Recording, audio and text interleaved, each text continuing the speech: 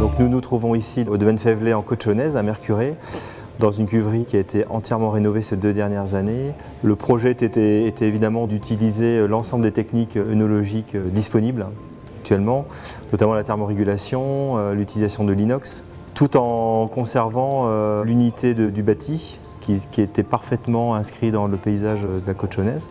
Cette cuverie avait été conçue il y a à peu près une 60aine d'années, donc on peut imaginer qu'il y a 60 ans, les enjeux n'étaient pas les mêmes.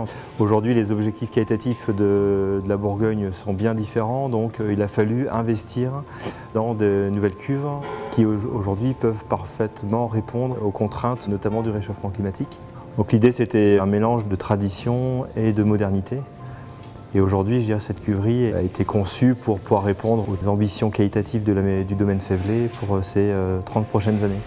La Côte-Chaunaise est vraiment une côte que la famille Févelay souhaite mettre en avant et je pense que cet investissement est le reflet de l'amour que la famille Févelay a pour ce vignoble.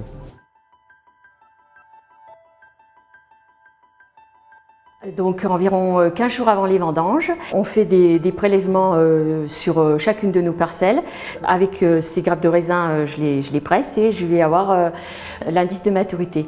Et lorsqu'il nous convient, eh bien, ça nous donne la date optimum de vendange pour cette parcelle. Avec ces indices de maturité, on va aussi avoir l'ordre de récolte des différentes parcelles du domaine. La période des vendanges est une période cruciale pour un domaine viticole tel que Févelay, puisqu'on va récolter en 9 jours l'équivalent de 9 mois de travail, puisque le travail a commencé au mois de novembre. C'est à la fois une anticipation et aussi une découverte, puisqu'on a essayé de comprendre le millésime depuis le départ, avec la météorologie, avec ce qui s'est passé en fait au niveau des vignes, en dégustant les raisins. C'est toujours une grande découverte de voir un peu ces raisins arriver sur les tables de tri des cuveries, et donc on apporte forcément une attention particulière à la qualité des raisins. La date sur le pinot noir, on considère qu'on est à 24 heures près pour atteindre l'optimum de maturité. Donc ça, c'est un des rôles les plus importants que je puisse occuper au sein du domaine, c'est de goûter les raisins et de dire ces raisins, ils sont à leur optimum de qualité et de maturité et on peut les couper. Voilà. Donc tout est organisé pour aller chercher 300 parcelles de vignes, qui sont des petites parcelles au sein de la Bourgogne, vraiment le jour J à la bonne heure. Donc c'est une rencontre entre le vigneron et cette maturité de raisin, d'où une organisation importante. Donc la dégustation des baies, c'est vraiment une opération extrêmement importante qui nécessite de l'expérience, parce qu'en fait on raisonne aussi par comparaison par rapport aux autres années. Et cette dégustation a permis de trouver la qualité des tanins. Quand on croque la peau, on voit qu'il se passe une réaction dans le palais, et cette réaction, on l'aura également dans le vin futur. Donc on regarde la qualité des tanins, on regarde la qualité des arômes, et notamment les équilibres sucre-acide qui sont importants. Il y a un indice, c'est le pépin. Les pépins, les pépins des raisins ont une coloration, et l'optimum, c'est vraiment la teinte chocolat, la teinte marron. Là, on peut voir que ces raisins ne sont pas parfaitement encore à maturité parce qu'ils présentent une teinte verte. Les coupeurs, vous venez vers moi dès que vous avez un seau, un sécateur, s'il vous plaît. Alors là, les vendanges ont commencé aujourd'hui. On est donc dans les Mauves-Varennes. Donc on est venu en début de semaine pour déguster les baies et savoir réellement la maturité des raisins. Donc en fait, on a une équipe de 40 coupeurs avec des porteurs. Donc les porteurs sont avec des brouettes et des caisses. Et donc chaque coupeur a un seau et un sécateur et va vider dans les caisses. Ensuite, les caisses sont chargées sur les tracteurs et c'est envoyé directement à la cuverie pour le tri.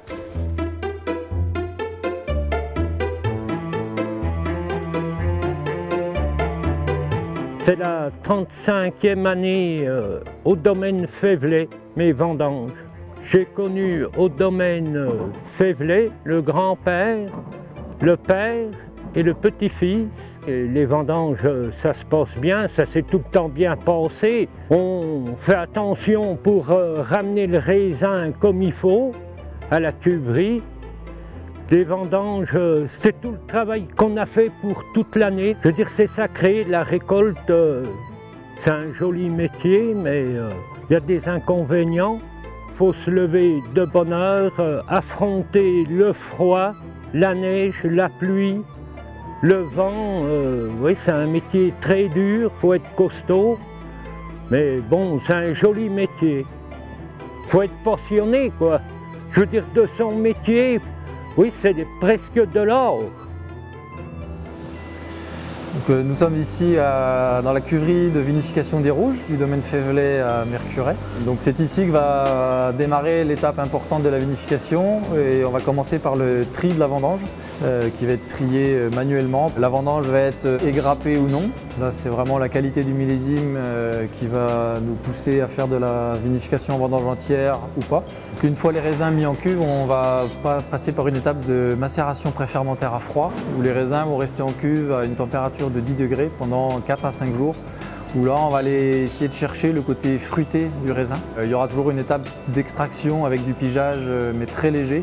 On va commencer à aller chercher de la couleur et des tanins. Après, on va démarrer la fermentation alcoolique où là, la cuve va se réchauffer. Et là, on va vraiment aller chercher la couleur et les tanins qui vont donner l'arôme au vin et sa structure. Pendant toute la vinification, ce qui va être très important, ça va être de déguster, que ce soit les mous au moment de l'encuvage ou les vins pendant la fermentation, afin de percevoir la qualité du millésime et surtout décider du meilleur moment pour arrêter le travail sur les vins, à savoir les travaux de pigeage ou de remontage. Et c'est à ce moment-là qu'on va décider de décuver. Donc on va soutirer le vin qu'on va appeler le vin de goutte. On va ensuite sortir le marc qu'on va presser et là on obtiendra le vin de presse. Et là aussi une étape importante qui va être de déguster le vin de presse afin de décider si on assemble ou pas le vin de presse et le vin de goutte, voire éventuellement n'assembler qu'une partie du vin de presse avec les vins de goutte. Donc une fois le décuvage opéré, les vins de presse et vins de goutte assemblés, nous allons entonner nos vins en fût de chêne français qui vont partir en élevage pour une douzaine de mois dans nos caves.